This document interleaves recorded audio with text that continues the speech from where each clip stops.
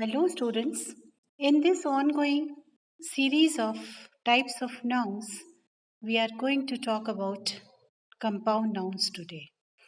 Compound nouns are the nouns made up of two or more words that work together as a single noun. दो या दो से ज़्यादा शब्दों को मिला करके बनने वाले कंपाउंड नाउन्स मिल करके एक सिंगल नाउन की तरह से कार्य करते हैं. These words can be written in three different forms. तीन डिफरेंट तरीकों से हम कंपाउंड नाउन्स को एक्सप्रेस कर सकते हैं. नंबर फर्स्ट है closed form.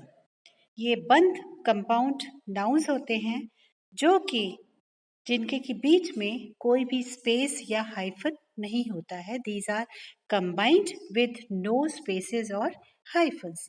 For example notebook.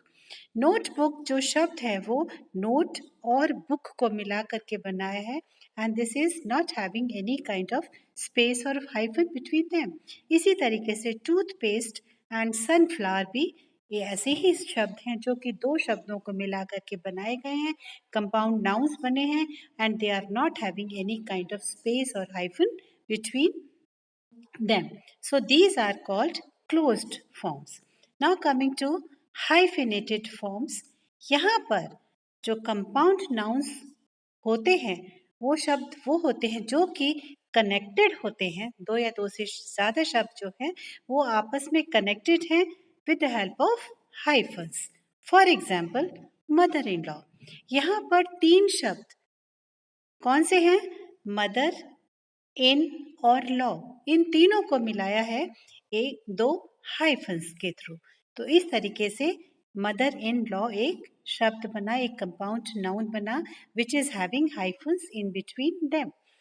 Then six pack, check in, ये भी दोनों शब्द हाइफन रख रहे हैं. Now coming to the third form that is called open form. यहाँ पर दे आर टोटली ओपन जो कि अलग अलग लिखे जाते हैं यहाँ पर शब्द, लेकिन एक साथ लिखे जाते हैं और रिप्रेजेंट करते हैं एक सिंगल कॉन्सेप्ट को. जैसे कि पोस्ट ऑफिस. दो शब्द हैं जो कि अलग अलग लिखे जाएंगे लेकिन एक साथ लिखे जाएंगे और उनकी जो कॉन्सेप्ट है वो एक सिंगल कॉन्सेप्ट वो रिप्रेजेंट करते हैं. तो पोस्ट और ऑफिस मिलकर के पोस्ट ऑफिस एक सिंगल कॉन्सेप्ट दिया इस शब्द ने. इसी तरीके से फुल मून, कॉफी टेबल, ये भी शब्द जो है वो अलग अलग लिखे गए हैं लेकिन they are representing a single concept. Students, please like, share and subscribe my channel Alpha. Thank you.